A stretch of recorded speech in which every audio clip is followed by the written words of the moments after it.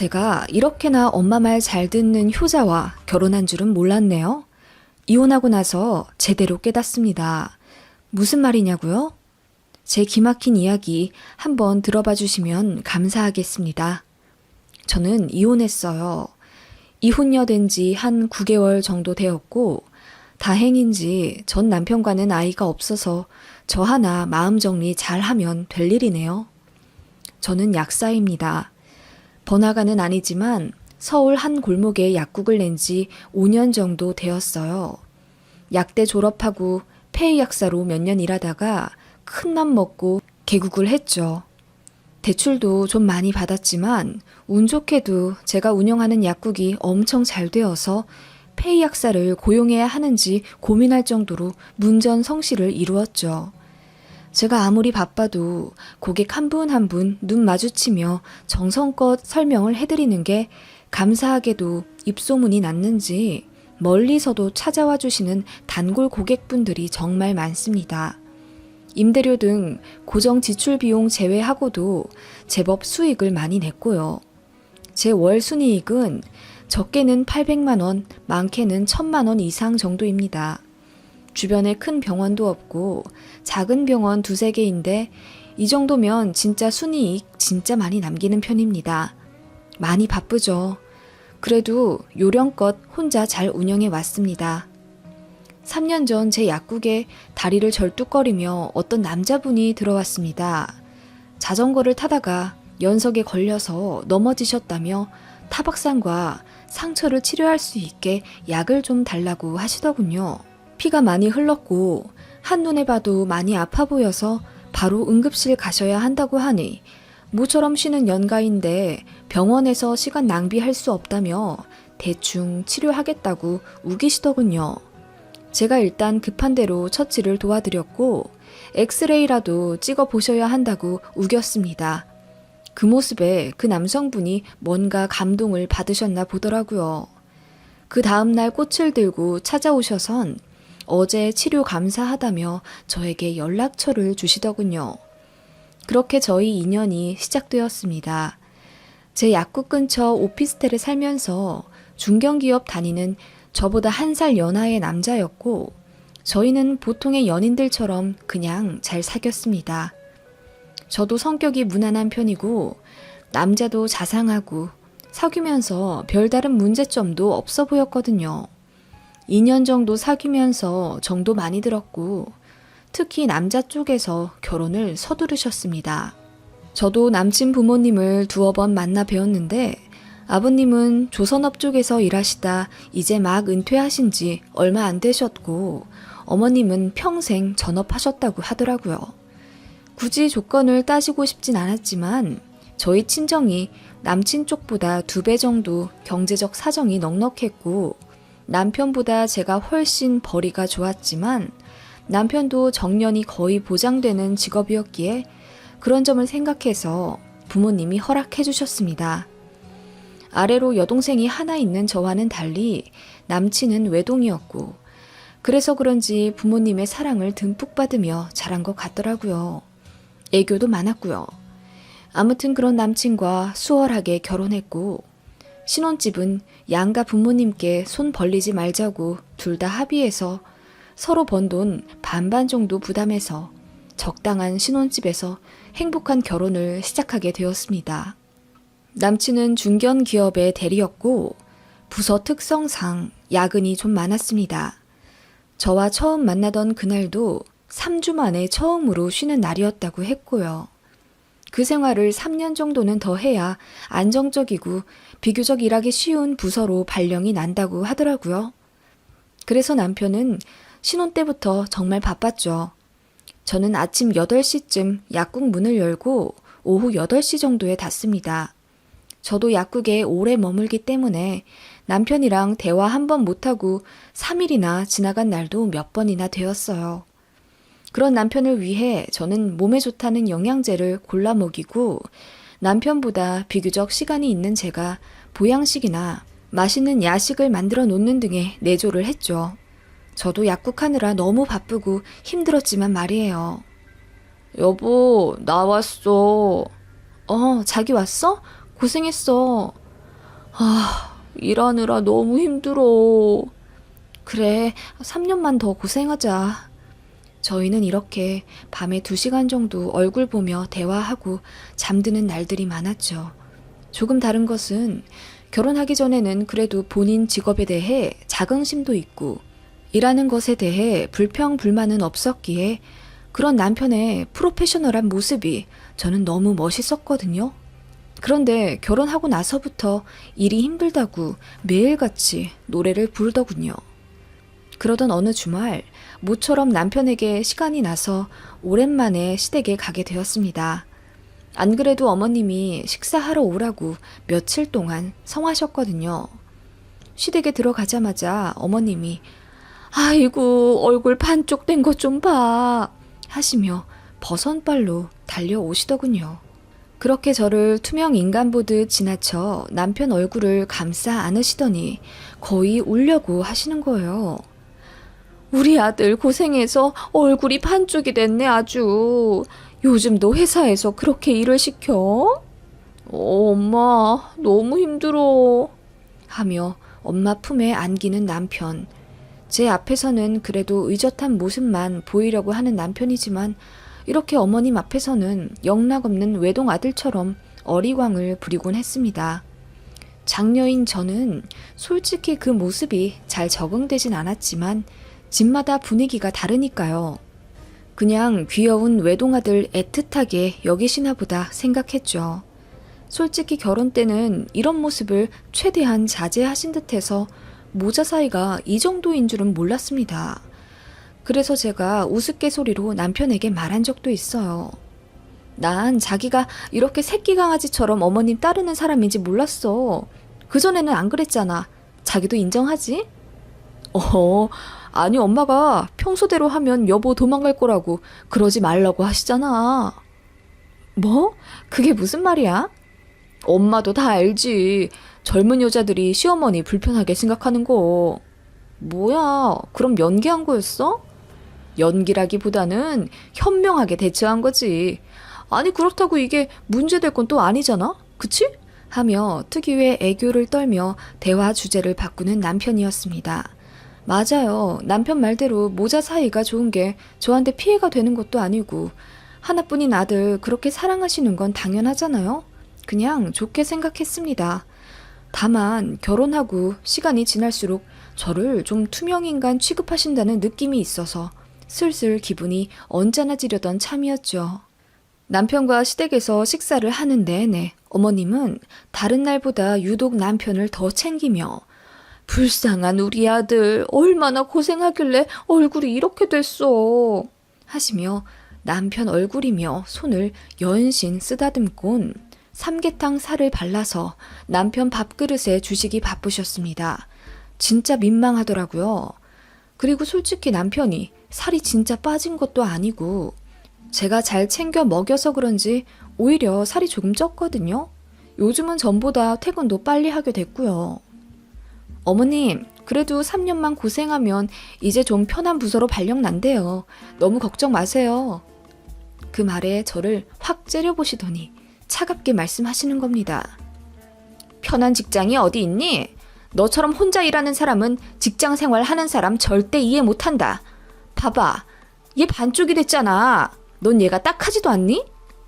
어머님, 근데 그렇다고 해서 남편이 진짜 살 빠진 것도 아닌데 너무 심려가 깊으신 거 아니세요? 몸무게는 오히려 늘었어요. 저희 매일 어플로 재서 기록하거든요. 그 말에 어머님이 수저를 탁 놓으시군. 내가 엄마인데 우리 애 상태도 제대로 모를까봐? 전이랑 낯빛부터가 달라졌다고! 하며 벼랑간 짜증을 내시길래 남편이랑 시아버지가 진정하라고 말리셨습니다. 저도 당연히 기분이 너무 나빠졌죠. 저는 뭐 고생 안 하나요?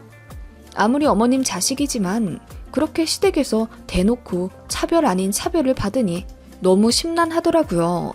이게 말로만 듣던 시집살이의 시작인가 싶어서 속상했고요. 그렇게 안 좋은 분위기로 식사가 끝났고 저도 끝까지 냉랭한 상태로 집에 올 수밖에 없었습니다. 남편이 내내 제 눈치를 봐가며 엄마가 오늘따라 예민하셨다. 며느리인 여보가 이해 좀 해줘라. 부탁한다 하며 사과를 했고 일단락 되었던 날이었습니다. 어느 날 약국으로 출근해서 아침 청소를 하고 있는데 어머님으로부터 전화가 왔습니다. 문 열었니? 네, 어머님.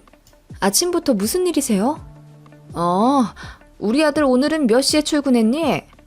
7시 반쯤 나갔어요. 그건 저한테 왜 물으세요? 남편한테 전화 자주 하시는 걸로 알고 있는데. 애가 바빠서 통화하기도 힘들어 요즘은. 하시더니 또 아들 고생한다며 저한테 넋두리를 하시더군요.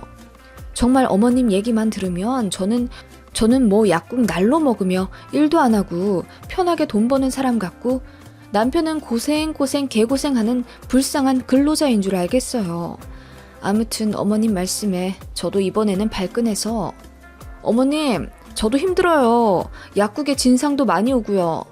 매출 내느라 저도 머리 싸매며 고민하고 어쩔 때는 5시간 동안 의자 한 번 못 앉고 손님들 응대할 때도 많아요.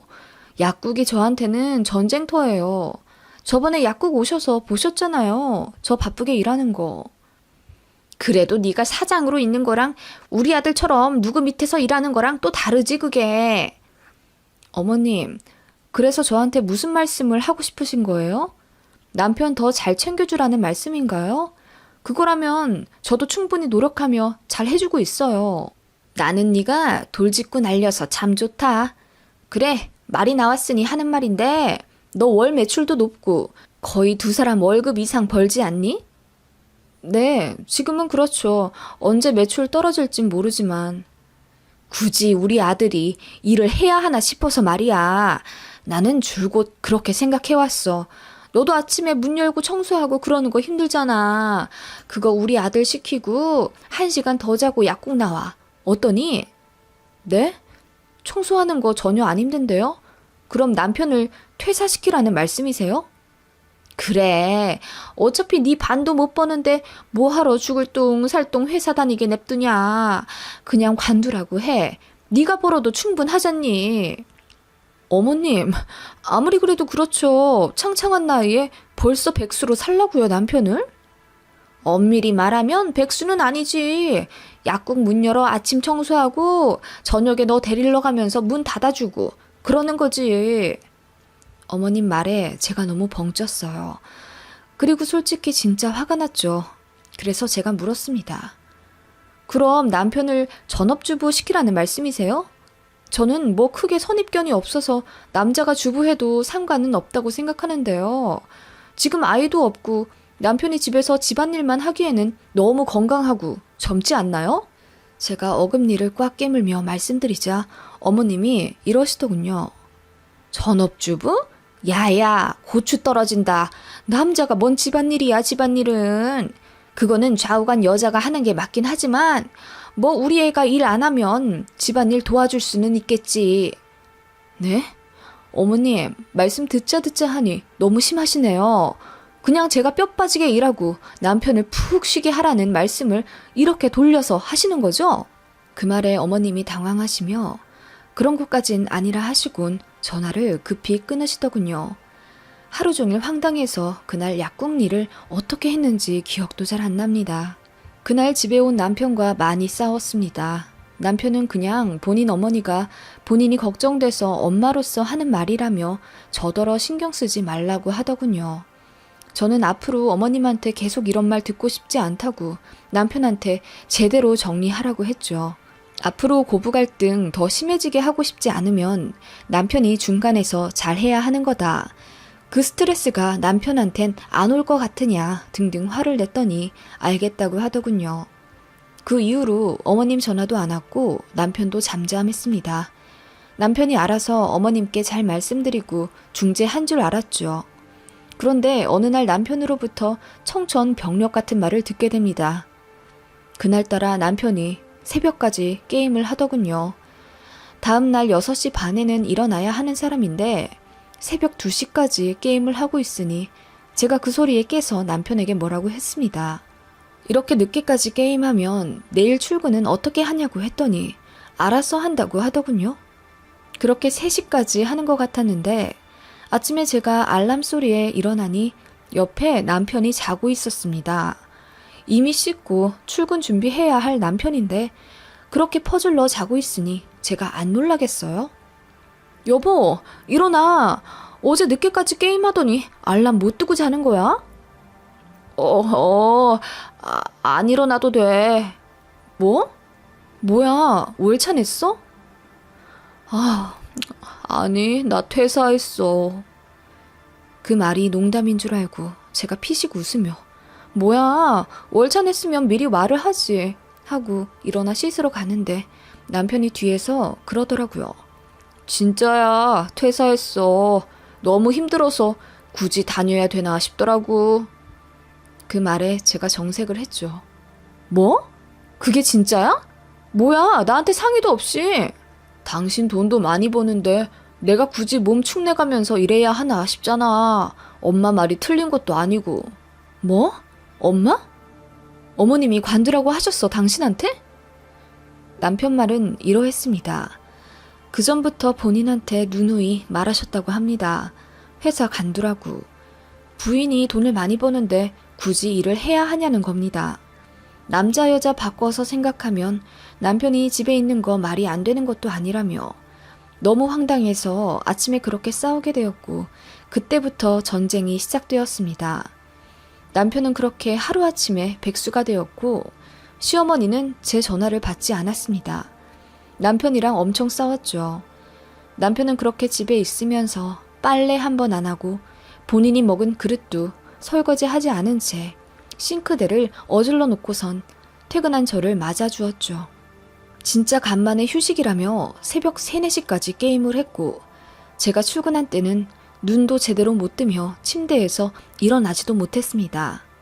그 꼴을 2주 정도 보니까 열받더라고요. 싸우기도 엄청 싸웠고요. 그래서 어느 날 약국문에 긴급 휴가라고 써붙여 놓곤 시댁으로 3시간 운전해서 대낮에 쳐들어갔습니다. 시어머니가 갑자기 찾아온 저를 보고 놀라시더라고요. 어머님, 아들 회사 왜 관두게 하셨어요? 어머, 너 약국 안 갔니? 네, 약국 문 닫았어요. 저도 힘들어서 쉬려고요. 뭐? 너까지 돈 안 벌면 어쩌려고 그러냐? 우리 애도 일 관뒀는데. 어머님, 진짜 너무하신 거 아니에요? 그리고 일을 관두게 하셨으면 집안일이라도 좀 하라고 덧붙여 말씀을 하셔야 될 거 아니에요. 지금 새벽까지 게임하다 점심쯤에 일어나고 완전 폐인같이 살고 있어요. 이게 어머님이 원하시는 아들 인생이에요? 그동안 너무 힘들었지 않냐. 좀 쉴 수도 있겠지. 너는 우리 애가 불쌍하지도 않니? 그놈의 우리 애. 어머님, 이렇게 감싸고 도실 거면 뭐하러 장가 보내셨어요? 계속 끼고 사시지? 뭐? 아니 그럼 어느 엄마가 아들 평생 노총각으로 살게 둔단 말이야. 아니 너는 네 남편이 좀 편하게 있는 꼴을 못 보는 거니? 사랑하는 네 남편이잖아. 어머님, 그래요, 맞아요. 일이 힘들면 관둘 순 있죠. 저도 제 남편이 많이 힘들어하고 건강이 나빠지면 당연히 걱정되니까 퇴사하라고 하겠죠. 제 말은 그 상의를 배우자인 저랑 해야 하는 거예요. 어머님이 개입하셔야 하는 문제가 아니라 독립한 아들이잖아요. 왜 관두라 마라 조종하세요? 저랑 상의해서 일 관두는 거면 부부 사이인데 집안일 분배라든지 앞으로 어떻게 하고 살 계획인지 정도는 저랑 의논해서 결정해야 한다고요.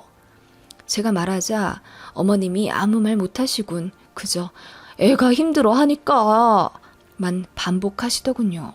그렇게 더 결론 없는 말싸움만 하다가 저는 집에 돌아왔고요. 집에 오자마자 개판 사판으로 해놓은 집안 꼴과 잠옷 차림으로 씻지도 않은 채 또 컴퓨터 앞에 앉아있는 남편을 보았습니다. 편해? 이제 삶이 좀 나아졌어? 제가 이악 물고 말하자 남편이 머리를 극적이며 어색하게 웃고 말하더군요. 나 약국은 다음 달부터 문 열어줄게. 조금만 더 쉴게. 괜찮지? 그럼 앞으로 어떻게 할 생각인데? 이 집안 꼴은 어떻게 설명할 거야? 같이 해야지. 나도 많이 도울게. 도와? 뭘 도와? 자기 말은 그럼 내가 약국에서 12시간 일하고 돌아와서도 자기 저녁을 차리고 집안일까지 해야 한다는 거야? 자기는 하루 종일 쉬다가 내가 오면 집안일 조금 거들고? 아니, 그리고 자기 약국 매출도 내가 좀 관리해주고 뭐 그런 거지. 내가 공과금도 낼게. 그 정도는 할 수 있어. 남편 말에 정내미가 확 떨어지더군요.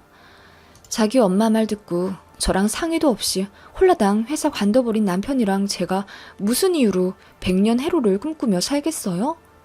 게다가 이런 책임감으로 아빠 노릇이나 제대로 할런지 저는 도저히 모르겠더라고요. 이혼하자고 했습니다. 꼴도 보기 싫으니 남편 보고 나가라고 했고 남편이 벙쪄 있다가 뒤늦게 빌더군요. 미안하다고. 됐다고 하고 니네 집 가라고 했습니다. 니네 엄마한테 가서 편하게 엄마 밥 먹고 게임하고 그러고 살으라고. 울고불고 바지가랑이 붙잡고 비는 거 강제로 짐 싸서 밖에 내쫓았습니다. 그리고 남편이 시댁으로 갔는지 시어머니께 문자랑 전화가 빗발치듯 오더군요. 처음엔 화내며 이게 무슨 짓이냐고 뭐라 하시더니 제가 계속 씹자 미안하다고 아들 다시 직장 구하게 하겠다고 하시더군요. 됐다고 했습니다.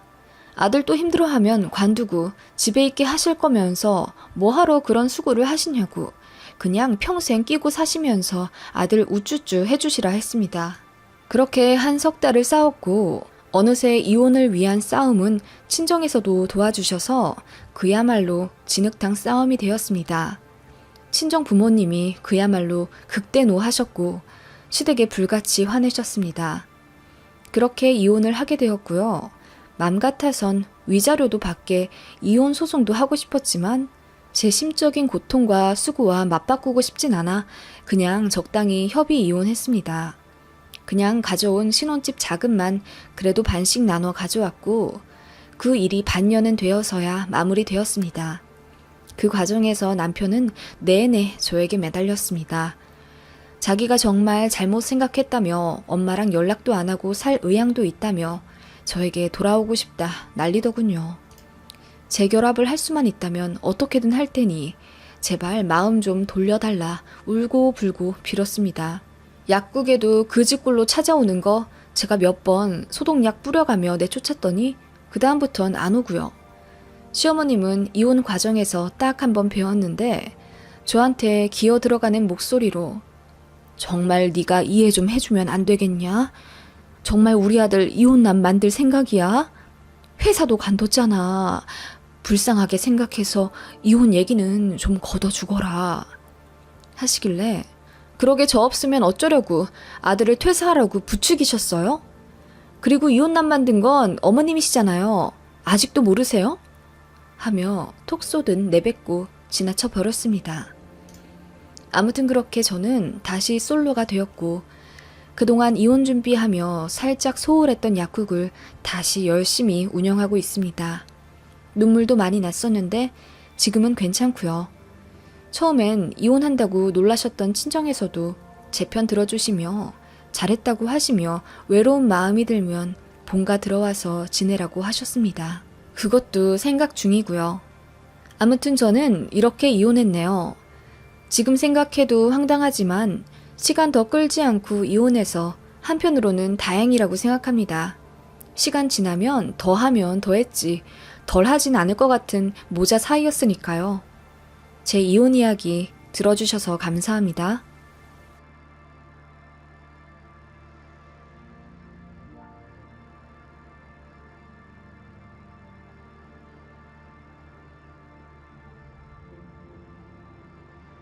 안녕하세요. 저는 지방 소도시에 살고 있는 아들맘입니다. 아들 낳고 시어머니와 사이가 너무나 안 좋아졌는데 제 얘기를 좀 들어봐 주실래요? 시부모님은 남편을 꽤 이른 나이에 낳으셨습니다. 두 분 21, 22살에 낳으셨으니 일찍 결혼하던 옛날 치고도 좀 빨리 낳으셨죠. 그래서 저희 결혼할 때쯤엔 시부모님 연세가 50 초반이셨습니다. 반면 저희 부모님은 시부모님보다 거의 10살씩 더 많으시고요. 저는 저희 부모님께 정말 사랑 듬뿍 받고 자랐습니다. 위로 오빠가 하나 있었는데 그때에도 사실 은근히 남아 선호 사상이 있었거든요. 제 친구들만 봐도 그랬어요. 재밌게 놀다가도 오빠나 남동생 밥 해주러 가야 한다면서 먼저 자리를 떠나는 친구들도 있었고요. 남자 형제들은 가고 싶은 대학 마음껏 가는데 제 친구들은 집에서 돈을 안 대준다면서 수능이 잘 나왔는데도 하향 지원해서 집 앞에 있는 국립대에 가는 친구들이 좀 있었거든요. 물론 많지는 않았습니다.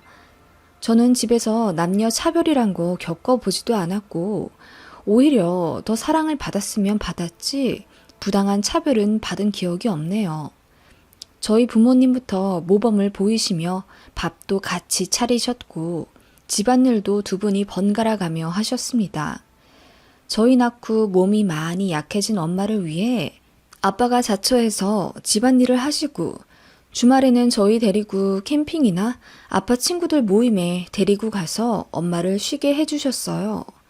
엄마도 그런 아빠에게 너무나 고마워했고 서로 많이 아끼면서 사시더군요. 저는 그렇게 화목한 가정 속에서 자랐고 오빠도 아주 착하고 선하게 자랐어요. 매너도 좋고 이후에 오빠가 꾸린 가정 역시 행복이 뚝뚝 떨어집니다. 누가 더 귀하고 말고 없이 서로 평등하게 존중하는 방법을 알려주신 부모님 덕분에 저 역시 당당하게 자라났어요.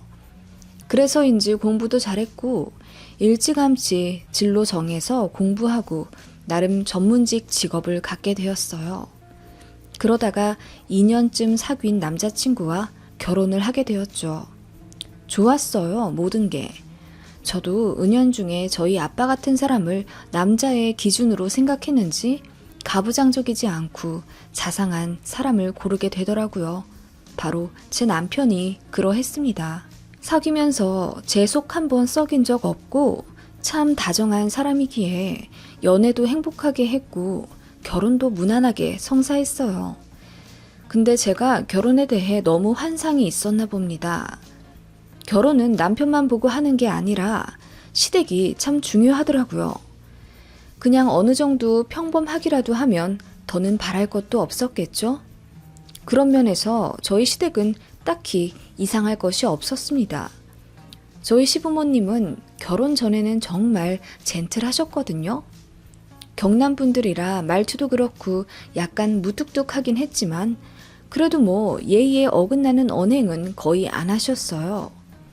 결혼하기로 결정하고 신혼집 문제며 예물 예단 때문에 의견을 조율할 때도 남자 집에서 집을 해와야 하는데 집값이 너무 비싸 다 해줄 수가 없다며 반반 결혼을 하게 되는 상황에 대해 유감을 표하셨습니다. 미안하다고까지 하셨고 저는 남편보다 일을 오래 했고 그에 따라 돈도 더 많이 벌었기에 그냥 형편에 맞춰 더 여유 있는 사람이 조금 더 부담하는 거라고 생각했습니다. 그런데 그런 시부모님이 결혼과 동시에 거의 변하시더군요. 결혼 전에는 꽤 말씀을 아끼고 조심하시더니 이제 제가 편해도 너무 편한 며느리가 되었는지 말씀을 가감없이 하시더군요. 제가 결혼하고 살이 쪄서 뒷모습이 코끼리 같다나? 돈 많이 버는데 우리 아들 기 죽이지 말라는 등 전에는 저를 꽤 존중하셨는데 어느 순간부터 저를 엄청 후려치시더라고요. 그래서 제가 가만히 있었냐고요? 아니요, 절대요. 제 외모를 비하하면 저도 참지 않고 말했습니다. 어머님, 요즘은 외모 비하만 해도 고소당해요. 어머님 며느리한테 고소당하시면 동네 창피하지 않으시겠어요? 하면서 제가 한 방 먹이면 그제야 그냥 농담이라면서 얼머무리셨죠. 그렇다고 해서 제가 진짜 살이 찐 거라면 억울하지나 않겠습니다. 오히려 살찐 건 남편이었고요. 저는 표준보다 말랐어요. 170에 55kg면 마른 거잖아요. 결혼 전에는 저더러 늘씬한 게 미스코리아 뺨친다고 하실 땐 언제고 막상 결혼하고 나니 코끼리란요. 아무튼 그렇게 저를 보실 때마다 피부가 거칠거칠한 게 나이 못 숨긴다고 하시질 않나? 머릿결이 왜 이러냐? 돈 많이 번다면서 오히려 빈티난다 등 외모 지적은 물론이었고 제가 일하느라 바빠 어머님 전화를 못 받으면 그 다음 콜백에서 이렇게 전화를 받으셨죠. 이게 누구야? 돈 버느라 바빠서 시애미 전화도 등한시한 우리 잘난 며느리 아니야. 이런 식으로 비꼬시면서 제가 어머님 전화를 못 받은 걸 둘러둘러 혼내시더라고요. 제가 본부장님 모시고 팀원들이랑 회의하고 있는데 그럼 그런 중요한 상황에서 시어머니 홈쇼핑 물건 사달란 전화를 받아야 하나요? 아무튼 어머님은 결혼하고 나서 딸처럼 편하다는 이유로 저를 이렇게 대하셨어요. 그래서 당연히 남편이랑 트러블 많았죠. 남편도 놀라더라고요. 본인 어머니가 이렇게 변할 줄은 몰랐던 거예요. 남편은 외동입니다. 그래도 어려움 없이 자랄 수 있었던 건 큰 집이랑 거의 붙어 살면서 사촌 누나들이랑 거의 남매처럼 자랐기 때문이에요. 아무튼 남편은 본인 어머니의 자상한 모습만 봐왔죠. 시아버지요? 시아버지는 그냥 말씀이 정말 거의 없었습니다. 저 오면 왔냐? 밥 먹어라. 잘 들어가라. 이 세 말씀 하시는 게 다라고 해야 하나요? 그래서 저한테 크게 관심이 없다는 게 처음엔 조금 서운했는데 어머님처럼 비수 꽂는 말 하시는 것보단 오히려 이게 나은 것 같네요. 아무튼 그렇게 저는 시어머님 때문에 남편이랑 자주 싸웠어요. 남편은 처음엔 본인도 당황스러워 했지만 악의적인 의도가 있어서 저한테 상처 준 건 아니라고 하면서 본인 어머니 편을 들더라고요. 네, 엄청 싸웠죠. 제가 아주 뒤집어 버렸습니다. 와이프인 내 말을 안 믿으면 나는 누구를 믿고 살아야 하냐. 내가 어머님 뵐 때마다 녹음기 들고 다니며 녹취록을 작성해야 배우자 말을 믿겠느냐 등등 화를 엄청 냈고 남편도 몇 번의 큰 싸움 뒤에 정신 차리고 제 편이 되어주더라고요. 본인도 어머니의 본 모습을 제대로 보았고요. 아무튼 그러면서 말해준 사실이 있었답니다. 큰집, 그러니까 남편의 큰어머니가 줄줄이 딸만 낳으셨답니다. 그래서 친할머니가 큰엄마를 자주 구박을 하셨대요. 큰엄마는 대학 교수셨거든요. 그런 분이 아들을 못 낳았다는 이유로 시댁에서 구박을 받은 거죠. 그때 작은 집인 시부모님이 결혼을 하셨고 결혼하자마자 아들을 낳은 거예요. 그게 바로 남편입니다. 아들 낳으니 남편의 할머니, 그러니까 저에겐 시할머니 되시죠. 시할머니가 시어머니를 엄청 예뻐하기 시작하셨답니다.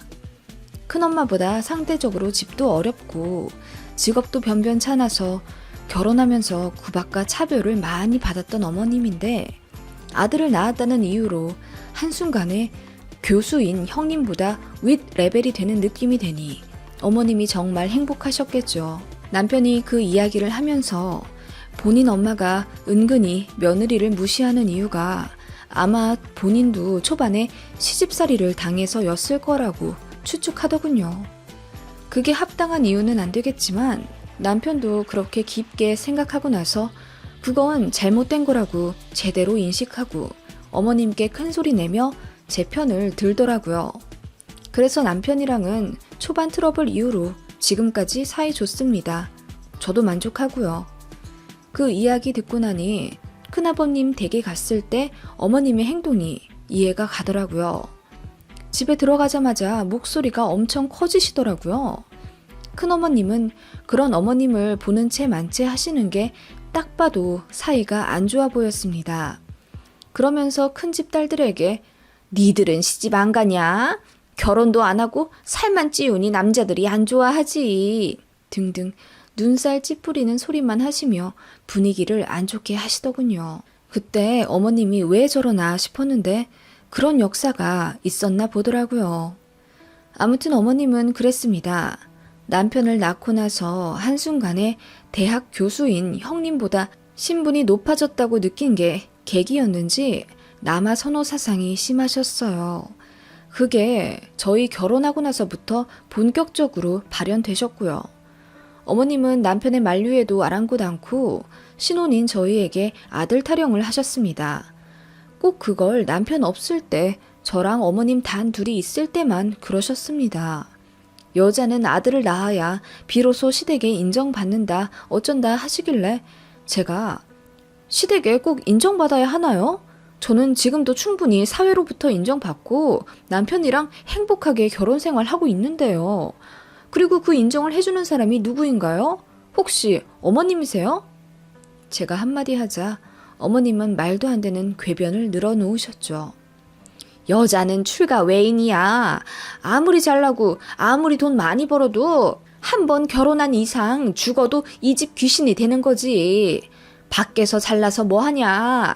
제일 중요한 시댁에서 인정받아야지. 어머님, 저는 그런 건 별로 중요하게 생각하지 않아요. 그리고 인격적으로 모독받는 기분이 드네요. 그만하셨으면 좋겠어요. 저 집에 가서 남편 쥐잡듯이 잡는 거 싫으시면요. 제가 이렇게 반협박을 하면 그제서야 입을 뾰루퉁하게 내미시며 그만하시던 어머님이었습니다. 스트레스요?